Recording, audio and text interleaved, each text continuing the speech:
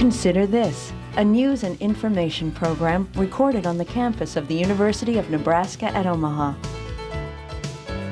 From the Fireside Lounge in the Milo Bales Student Center, here is your host, Carol Schrader. Hello and welcome back to the University of Nebraska Omaha campus. Something that just boggles my mind, in a sense, has happened in the last month or so, and that's that the largest school district in the state has taken the state to court over money. But maybe after you hear today's show, it won't boggle your mind as much. My guests today are Dr. John Langen. He is on the faculty here at the University of Nebraska at Omaha in the Education Department, but more to the point, he is president of the Omaha School Board. Also with us, and this is the first time to have you on the show, is David Peterson, but not the first time I've covered school board meetings and seen your cheery face.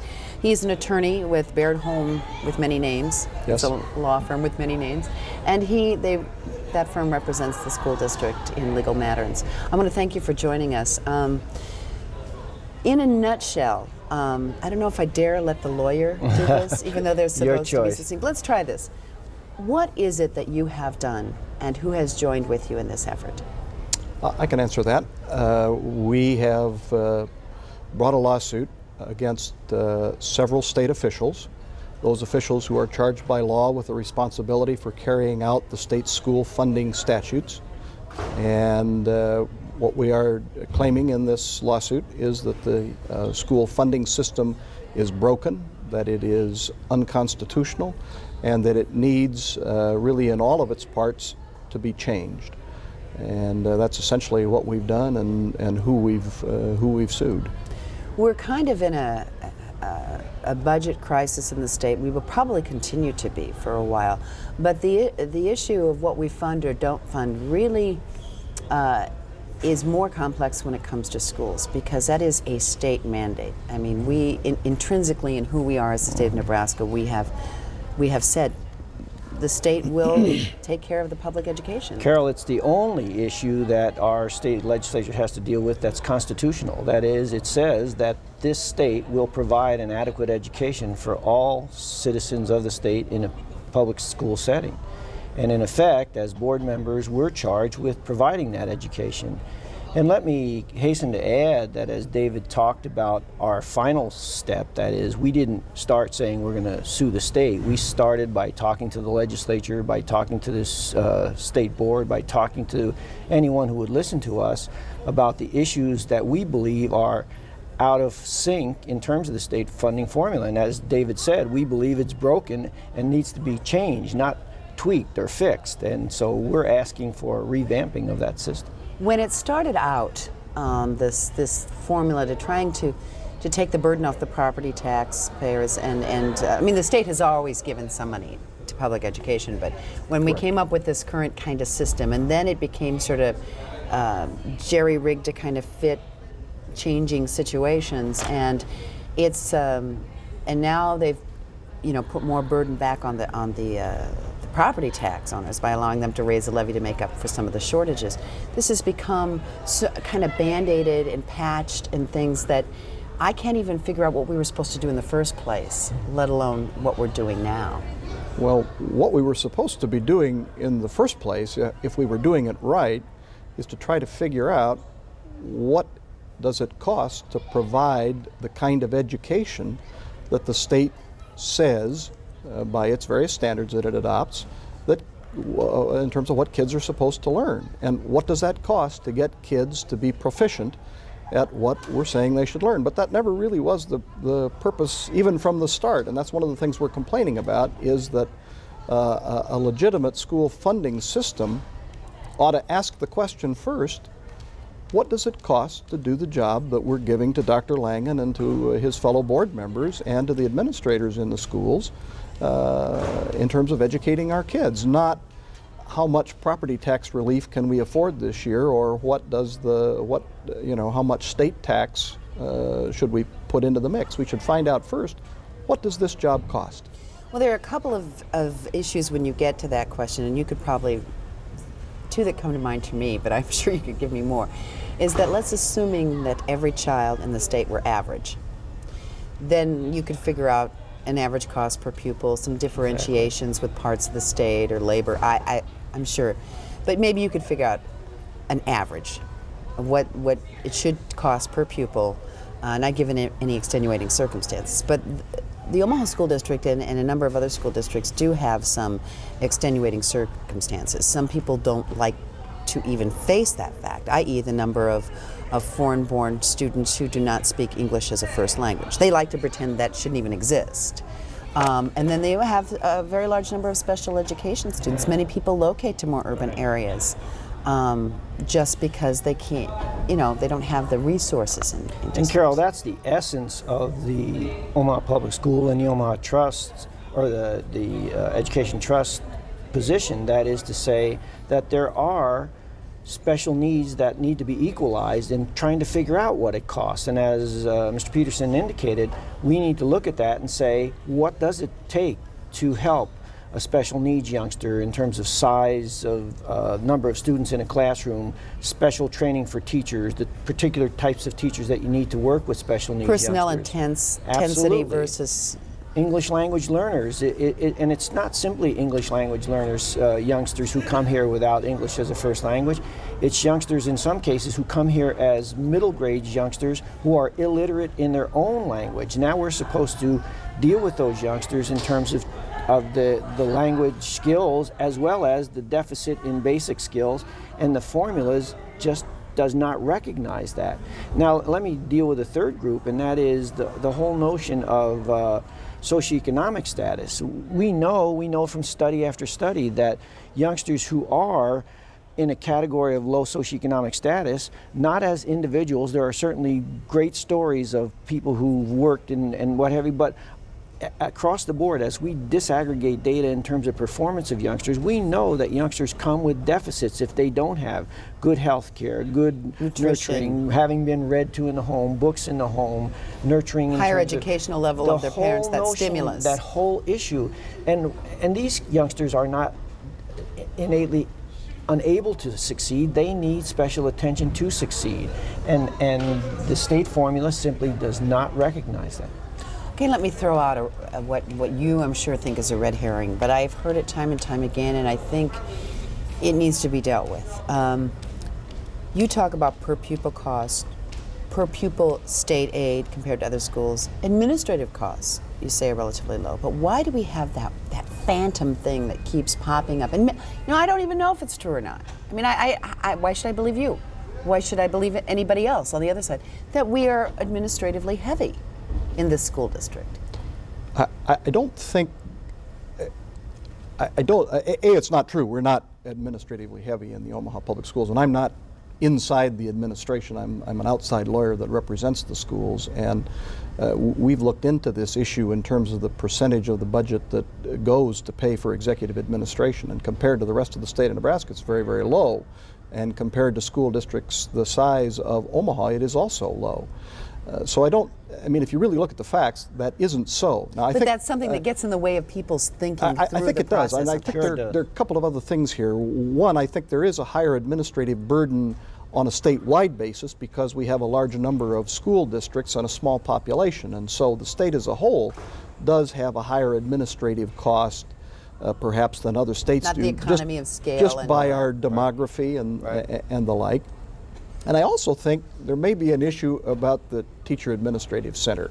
You know, when people drive by the Teacher Administrative Center and they see all the cars there in the parking lot, what people don't understand is that half that parking lot are Creighton students, because the school district has made, I believe free of charge, Dr. Langen, that parking lot available for Creighton students to park there. And so I think that helps create the impression, my God, here are all these administrators that are in that building. Well, it's Creighton students. People also don't understand that there's a career center there where there are, what, John, 800 kids or so during the regular school year Radio going to and TV school program in that building. And so I think that's part of where that misimpression comes from. And it's also an easy thing to do. You know, and it happens at this place where we sit as a member of the faculty here. Oh, you got too many administrators. That's just easy to say. But I would echo the comments that David made. That number one, the statistics will tell you that the Omaha Public Schools is indeed not only not heavy in administration, but light in administration compared to other districts in the state as well as nationally. But the second piece is I would invite anyone who believes that to come and walk in the shoes of those administrators for about a week and see what they do. And I can tell you that we ought to thank our lucky stars that we have them doing the jobs they have for the money they receive. What kind of fight are we dealing with? I mean, I'm sure you've got things lined up, and in fact, we'll show you the website of the Nebraska Schools Trust throughout the thing so you can familiarize yourself with some of the, actually you can look at the lawsuit, you can look at some of the exhibits they're using to cite and support their case. There are some other issues. There are things within the state that they say have to happen, sort of, state mandates. Then there are federal mandates, right. Some funded, some unfunded. But I mean, this is a little more complex than just proving the law, which might be an easy job for you, David Peterson. That the law says this and therefore, but what are some of the other factors? This is a very complicated piece of litigation, Carol. These kinds of lawsuits have been filed in a number of other states. We've been actively studying New York, what's happened in other states. You mentioned New York. There was just a very nice decision from the highest court in New York not quite a week ago, or a little over a week ago, saying that the New York State school funding system was constitutionally broken because it didn't appropriately fund the New York City public schools. And we think that case will be very helpful to us from a legal matter. But the case is complex both in terms of the law, it's complex in terms of proving the facts. These are not easy cases, but I think part of understanding the whole matter is, why are we doing this? What is this about? I mean, people think you're pretty gutsy in a negative sort of way. Some people, it's like, how dare they, when the state's under such a budget situation and blah blah blah blah, and you're hurting. It's an entity of the state, a creation of the state in essence, suing the state. What this is about is the future of our state, the future of our city. In our view, really hinges on the success of this litigation, because a good, high-quality public education provided on an equitable and adequate basis to all is the absolute foundation of our life together as a people.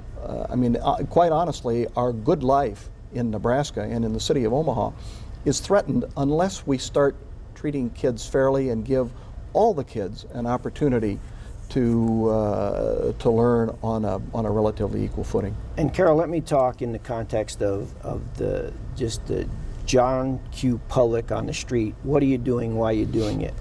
If you were to look at the funding formula and look at what we talked about in terms of the demographics of the Omaha Public Schools, of the Grand Island schools, of the South Sioux City schools, and look at the populations of special needs youngsters in those districts, and then just look at the state average spent on students, you would have to infer, I would think, logically, that the Omaha Public Schools would be somewhere above the state average in per pupil expenditure, given the numbers of students. And we're talking... And those students that require more resources. Right, exactly. Right.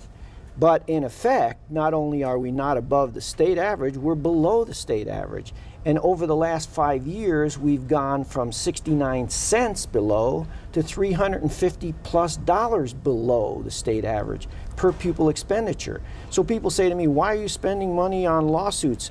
Well, this is not about one-time spending or one-time receipt of dollars. If tomorrow we were given dollars equal to, and I'm saying not only should we be equal, we should be above the state average. But if it were equal to our neighboring district, we would have $50 million more per year. $50 million more a year if we were just equal to our neighbor. Now tell me in any way, shape, or form how the current system is fair to the 45,000 youngsters in the Omaha Public Schools. It simply is not. And in the context of that issue, the 12-member board didn't turn to David's firm and say, by golly, we want to sue. We didn't start out saying we wanted to sue the state. We started out saying state legislature, governor, State Board of Education, Commissioner of Ed, look at the funding formula and see what's wrong with it. It looks at the history, the past year's history of what you spent, and says, okay, you spent that much, now we're just going to increase, we're going to give you monies based on what you've spent, not on what you're being asked to do, not on the demographics of a school district and what special needs are in the district, but on what you've spent in the past. So said in the simplest form I can, school districts in the past who have been fiscally conservative and stayed within the guidelines of the state, which OPS did, and received 3 national awards for doing so in finance, were penalized for holding back spending because they look at that average and say, well, that's what you got before. And now again, in terms of the current legislative structure, we went to the legislature and said, you can't use a system that looks back on spending. You've got to use a system that looks on what are they asking you to do for the youngsters in your district. We were told no, and the tweaking of that system did this. They looked at the needs side of the formula. That's the needs portion that I'm talking about, of special ed youngsters, of English language learners, of low socioeconomic status, free and reduced lunch kids, and they reduced that need side, simply reduced it arbitrarily to get the funding formula to balance. And what that did, the end result is, the districts I talk about bumping up to us received increased dollars, state dollars this past year. The Omaha Public Schools received $750,000 less this year. So we have not only an inequity out of the chute, you have a growing discrepancy, is what you're saying, in funding dollars for no discernible reason. In fact, it's going the opposite direction. I think that's right. A couple of other school districts have joined in on the suit so far, and I hear that there's talk of more to come. South Sioux City, Nebraska, and Grand Island, they have similar situations, but even they get more state aid per pupil than OPS, if I recall my numbers. They do get more state aid per pupil. One of the things that's in the state aid formula that's a good part of it, and you know, there are good parts. So is that completely broken? There are good parts to it. Is that it does take account of the differences in property value per student. And both Grand Island and South Sioux City have a lower property value per student than the Omaha Public Schools does, but all 3 of the districts, including the Omaha Public Schools, have a lower than statewide average property value per student. Seriously? Absolutely. Absolutely. The Omaha Public Schools has only about 87% of the statewide average taxable value per child. I guess that surprises me a little. But you look at a city that's large and you think of raw wealth, or total wealth, as opposed to a lot of it's not on the tax rolls. Don't get me started there. It's another show. Yeah. So you've got these people that have joined in, though, but basically they feel they're in the same boat. I mean, except for that little tweaking in the larger numbers of English language learners. They have larger numbers of kids on free and reduced lunch than the statewide average, and they also are below average in property wealth. So I can understand to a degree, even though it is a constitutionally mandated issue, public education, and it doesn't have the give and take that some of these very hard choices that the legislatures had to make. I mean, Medicaid funding, how much families will get, et cetera. I mean, there's the elderly, some of the services for them. The list goes on. I can understand that they might have to make some equal cuts. I'm not saying they should. I can understand why they might feel they have to. In other words, everybody's kind of hit the same. But you're making the case that even assuming that we're correct, and it may or not be legally correct to make those kind of cuts, that's not what happened. Well, I think one thing that's important to look at, Carol, as Dr. Langen mentioned, we had gone to the legislature. In fact, we were there for the last 3 years, each year with a separate piece of legislation to try to resolve the problems. The legislation that we had last year was a piece of legislation that tried to do the very kind of thing we're talking about. That is, what would it take to really do the job, and let's fund it that way. And that would require some significant additional funding for public K-12 education statewide. But if you look at the structure of that bill, we said phase it in over time. We recognize that there is a problem right now with the budget in the state of Nebraska. We did not then, and I don't believe we are now, asking for an immediate infusion of cash. What we're asking for is a future change plan in the way we treat kids. And Carol, we're not asking for a rearranging of the chairs on the Titanic in terms of the funding formula. What we're saying is, look at the formula, look at what happens in the case of the example I gave you of a youngster born on one side of 72nd Street versus the other side of 72nd Street, and talking about $1,100 difference in per pupil expenditure. Something's wrong with that formula. And it's our job as a 12-member board to say, if it's wrong, let's fix it. And that's why we have spent, and we've trekked the 50 miles to the legislature, and we've talked about it, but we didn't succeed. And so our court of last resort, with no pun intended, is to take this to the courts and say, look, you decide whether you believe that this funding formula is broken. We believe it is. We have tried our best to change it, and we've been unsuccessful, and so we're at the next step. And we're not the only ones. We have rural schools looking at other issues. So we're not suggesting woe is the Omaha Public Schools. We're saying there are issues in Omaha and Grand Island and South Sioux City and in other districts who we believe will join us, saying that youngsters are not being treated fairly a la a constitutional mandate to give them adequate education. And then you compound this with the fact that what the legislature felt it had to do was to put more of the burden back on the property tax payer, and that has probably bristles the hair on the back of a Nebraska taxpayer more than anything. So there's a little just anger out there in general this year. I think generally about some taxes went up, and we can debate. That's a whole other 10 shows, 15 shows. But the thing is, there's just kind of a general anger out there, and that we can't seem. And it was a difficult chore for the legislature. I wouldn't have been a state senator really for anything. But they keep tweaking a formula. Could we, if we had to start from scratch with a state aid formula, would the court, and say you won your suit, would the court mandate, or would they have to approve a formula?